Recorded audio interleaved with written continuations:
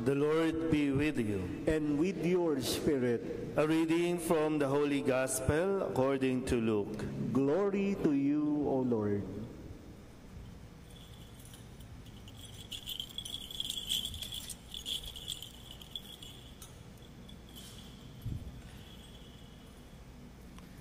Jesus said to his disciples, "When you see Jerusalem surrounded by armies, know that its desolation is at hand. Then those in Judea must flee to the mountains. Let those within the city escape from it, and let those in the countryside not enter the city, for these days are the time of punishment, when all the scriptures are fulfilled. Woe to pregnant women and nursing mothers in those days, for a terrible calamity will come upon the earth, and a wrathful judgment upon these people. They will fall by the edge of the sword and be taken as captives to all the Gentiles, and Jerusalem will be trampled underfoot by the Gentiles until the times of the Gentiles are fulfilled. There will be signs in the sun, the moon, and the stars, and on earth nations will be in dismay. Perplexed by the roaring of the sea and the waves, people will die of fright in anticipation of what is coming upon the world. For the powers of the heavens will be shaken. And then they will see the Son of Man coming in a cloud with power and great glory. But when these signs begin to happen, stand erect and raise your heads, because your redemption is at hand." The Gospel of the Lord. Praise to you, Lord Jesus Christ. Good evening, my dear brothers and sisters. Kamusta po? We are now on the 8th day of our novena in honor of our patron, Saint Andrew. Saint Andrew the Apostle. Just a quick review or quick information of who Saint Andrew was. Saint Andrew or Andrew was a fisherman in Galilee before Jesus called him to follow him and become a fisherman of men. He is often depicted as a key figure in early Christianity, and alam naman natin, no, sa ibang gospel account, siya din yung naging daan para makilala ni Peter si Jesus. No? Siya yung naglapit. And it is said also to have spread the Christian faith in various regions, including Greece and the areas around the Black Sea. Tradition holds that Andrew was crucified in the city of Patras in Greece, and that he died for his faith. Sabihin niyo nga po, faith.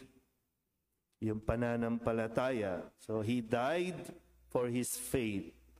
It is on this part, my dear brothers and sisters, that I would like to invite you na pagnilayan natin itong bagay na ito.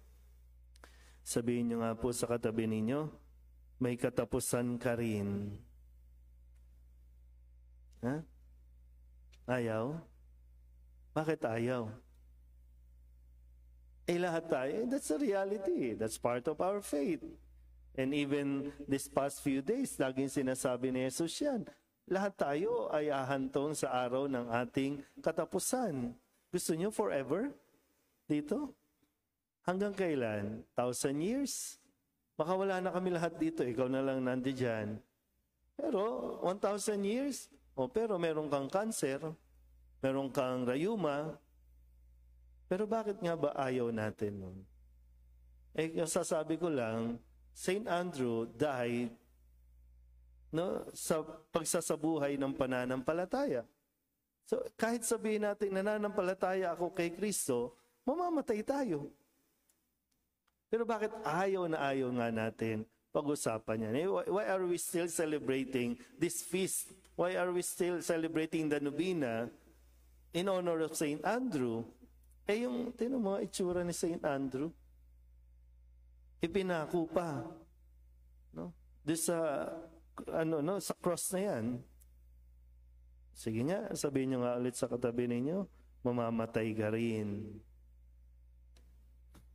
Para bang sinasabi lang naman ng doktor yan, di ba? May tanning ka na. So, anong gagawin mo? Di ba, mas maganda nga yun na pinaghahanda ka.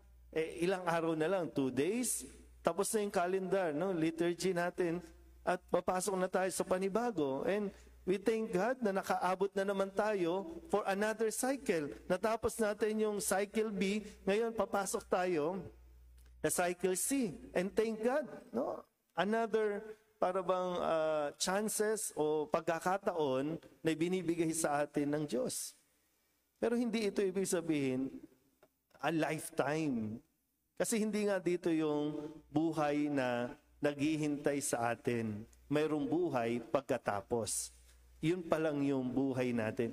Yung ito, preparation pa lang, paghahanda pa lang sa kung anong buhay mayroon tayo. My dear brothers and sisters, in today's gospel, we heard about all the chaotic events that will happen in the future. Although some of the stories dito sa ating gospel, nangyari na. Talagang nag-collapse ang Jerusalem. Yung temple, talagang walang natira.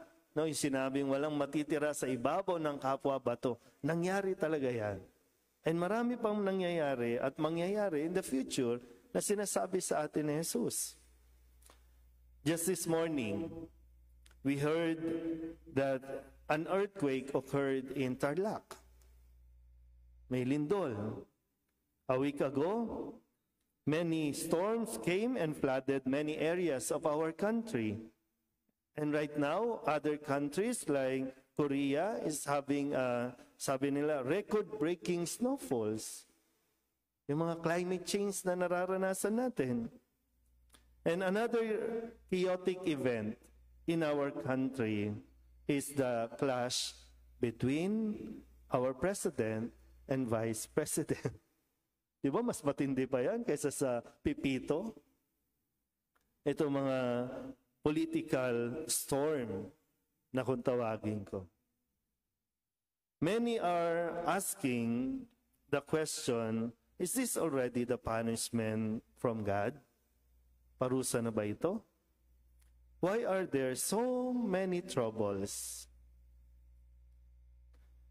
Even our youth, our younger ones, are questioning their faith. Kahit nga yung pusa, nakukuha ang atensyon ninyo. Siya, nagsisimba, nagtatanong din siya, nagkakamot din siya. Totoo ba ito? No? So does God exist? Yun ang mga tanong eh. Does God exist? Simply because they have seen non-stop violence even inside their homes, their families. Totoo bang may Diyos? Bakit ang gulo-gulo? My dear brothers and sisters, it is true that what we hear in our gospel today is scary. But we must not forget what Jesus said. But when these signs begin to happen, stand erect and raise your heads because your redemption is at hand. So kung mayroong mga kaguluhan, darating si Jesus. Hindi, kaya nagkaroon ng gulo kasi andyan si Jesus. Hindi, nagkaroon dahil may kaguluhan, darating si Jesus to the rescue. So hindi siya yung nagkukos, hindi siya yung dahilan, hindi siya yung nagpapahirap sa atin. Malinaw po ba? Pero sabi nga let us always be inspired, my dear brothers and sisters, by the example of Saint Andrew, who never stopped following Jesus despite his own trials. He never failed to follow the call, even if he was crucified on an X-shaped cross.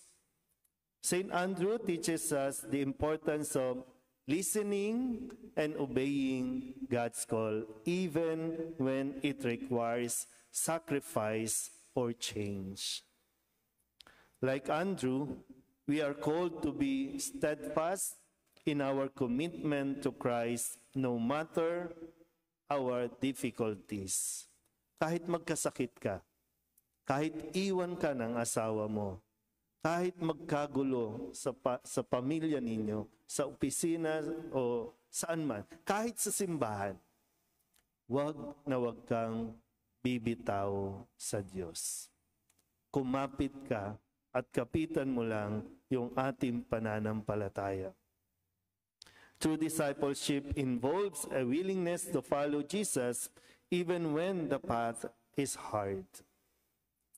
And lastly, his martyrdom encourages us to stand firm in our faith, even in the face of persecution or hardship. And it reminds us that living a life of faith may require sacrifices, but the reward is eternal. Aharap din tayo sa Diyos pagdating ng tamang panahon. Have faith. Manalig ka lang, magtiwala ka lang. Amen?